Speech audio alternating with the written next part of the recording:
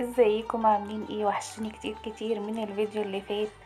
النهاردة هنعمل بقى وصفة جديدة من وصفاتي وسهلة جدا وبسيطة، اللي هي الفراخ الأمهات. شايفين الفراخ دي بتشبه بالظبط كده لحم الديك الرومي والبط كمان والفراخ البلدي. هنعملها بتتبيلة سهلة جدا ومش هتاخد مننا يعني ايه وقوف في المطبخ كتير، وهنعمل برضو معاها السلطة والرز الأصفر. يلا بينا على طول هنشوف بقى مقاديرنا. التتبيلة بتاعت الفرخة الأول الأمهات. أولا كده أنا غسلت الفرخة بالدقيق والخل كويس جدا ونقعتها شوية كده وشطفتها وبعدين نشفتها جدا من المية. بعد كده عندي التوابل، اي توابل بقى انت حباها، وبرضه هكتبلك التوابل تحت في مقادير الوصف، وحبيتين من الطماطم وبرضه حبيتين من البصل كده مبشورين، كله مبشور. هنزل الاول الطماطم حبيتين زي ما اتفقنا مبشورين، وكمان البصل يا بصلتين مبشورين يا اما بصلايه كبيره. وهنزل برضو بالتوابل زي ما اتفقنا، التوابل اللي انت حباها. انا هنا حاطه القرفه والزنجبيل والثوم البودر والبصل البودر والفلفل والملح، وبرضو معايا دبس الرمان، هاخد بس معلقه منه واحده، ايه دوب معلقه واحده وبس. هيدينا مزازه ولون حلو برضو للفرخه بتاعتنا. وبرضو هاخد معلقه برضو من الصويا صوص. اللي حابب يحط مثلا معلقتين من الزيت تمام يحط، بس انا مش حابه ان انا احط زيت. التتبيله دي عامه يعني انا بعتمدها على طول في الفراخ برضو المشويه. خلاص بقى كده هنجيب بقى الفرخه بتاعتنا كده وبالسكينه نعمل طبعا فتحات علشان التتبيله تبقى تتشرب كده، الجلد بتاع الفرخه يتشرب من التتبيله. هفتح كده طبعا من الصدر والاوراق برضو، وهتسهل برضو علينا في السوا بتاع الفرخ. عارفين ان الفراخ الامهات دي بتاخد يعني وقت جامد في السوا.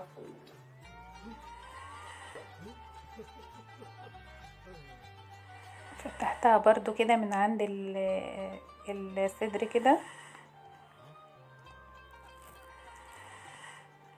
هجيب بقى التتبيله هحطها بقى تحت الجلد كده،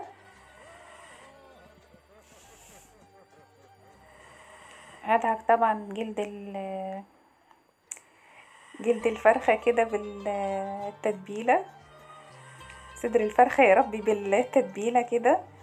هفضل بقى ادخل التتبيلة في صدر الفرخة كده زي ما اتفقنا، وهندعك بالمعلقة كده علشان الفرخة تتشرب من التتبيلة. طبعا هو يفضل طبعا انك تعملي بايدك اسهل طبعا.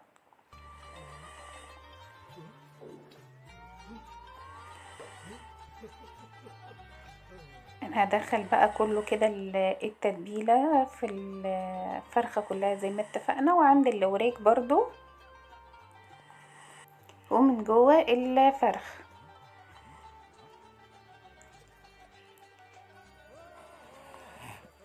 احسن بقى حاجة في التتبيلة دي ويديكي نتيجة طبعا كويسة للفرخة، اننا نسيب الفرخة قبلها بليلة في التتبيلة. انا تبلتها كده في يعني من بره ومن جوه، وقلبت بقى فيها كده وخليتها تتشرب التتبيله كلها. طبعا زي ما اتفقنا هنسيبها ليله كامله في التلاجة، يعني قبلها بيوم، يا اما لو مستعجلة خليها مثلا في التتبيلة ساعتين 3. خلاص كده تاني يوم بقى طلعتها بقى من التلاجة، وكوباية من عصير البرتقال وحطيتها عليها، وحطيتها في قلب الكيس الحراري. هخرج بقى انا الهواء من قلب الكيس كده، وبعدين هروح ربطة الكيس. اخرج بقى الهواء كله كده من قلب الكيس الحراري.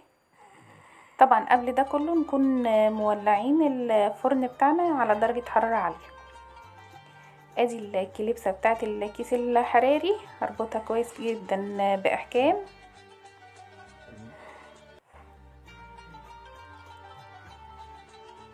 وبعدين بقى نجيب الصينية ونحط فيها الفرخة بتاعتنا. وعشان الكيس برضو ما يفرقعش مننا في قلب الفرن، هخرم برضو ايه يعني خرمين 3 كده بالسكينة بالظبط كده. هدخلها بقى الفرن، هتاخد معاكي بالظبط يا دوب 3 ساعات، وهتطلع مستوية من جوه. عقبال بقى ما الفرخة بتاعتنا بقى تستوي، هنعمل الرز المصري بتاعنا بس اصفر بقى. هحط بقى بصلاية كده مبشورة. حطيت طبعا الاول المادة الدهنية، عايزة زيت بقى، سمنة على زيت اللي انت حباه. انا بحط بس حطيت بس زيت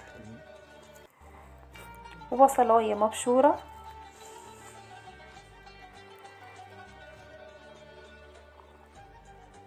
تدبل بس كده معايا. هنزل بقى بالليمون اللي هو الناشف ده، ورقتين من اللورة كده. ويا سلام بقى كمان لو في عود قرفة عندك حطيه برضو.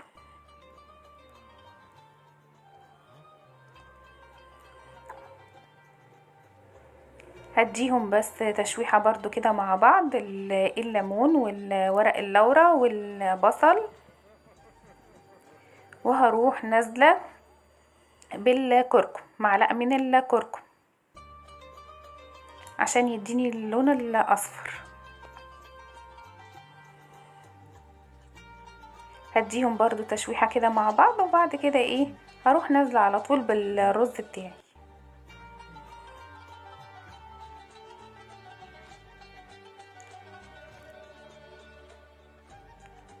هنقلب بقى الرز في قلب البصل والليمون والورق اللورة، ده كله هيتقلب مع بعضه، والكاري. ونحط بقى الملح كده ونديهم تشويحة كده على النار. نخلي الرز يسخن معانا، وبعد كده على طول ننزل بالمية السخنة.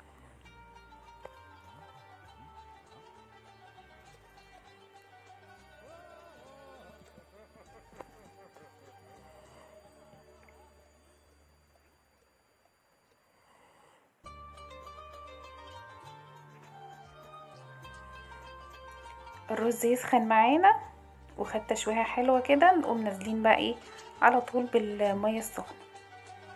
كل كوباية رز من الرز المصري بتاعنا عارفين ان هي بتاخد ايه كوباية مية واحدة بس.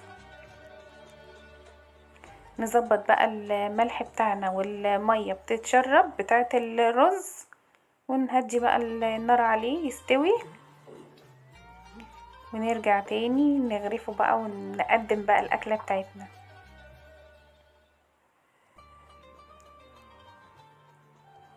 خلاص كده بقى الرز استوى معانا، وغرفنا بقى. ادي الرز بتاعنا الاصفر، شايفين شكله وجماله طالع مفلفل. وادي الفرخة الامهات بتاعنا، يعني بصوا شكلها يجنن، خطيرة، ولحمها من جوه طري، يعني كأنك بتاكلي ديك رومي بالظبط. وزي ما قلتلكوا هي يدوب خدت معايا 3 ساعات في الفرن. وادي برضو السلطة بتاعتنا يا جماله يا جماله على الفرخ، كأنها فعلا ديك رومي. ادي السلطة بتاعتنا، شايفين جمال السلطة؟ الله.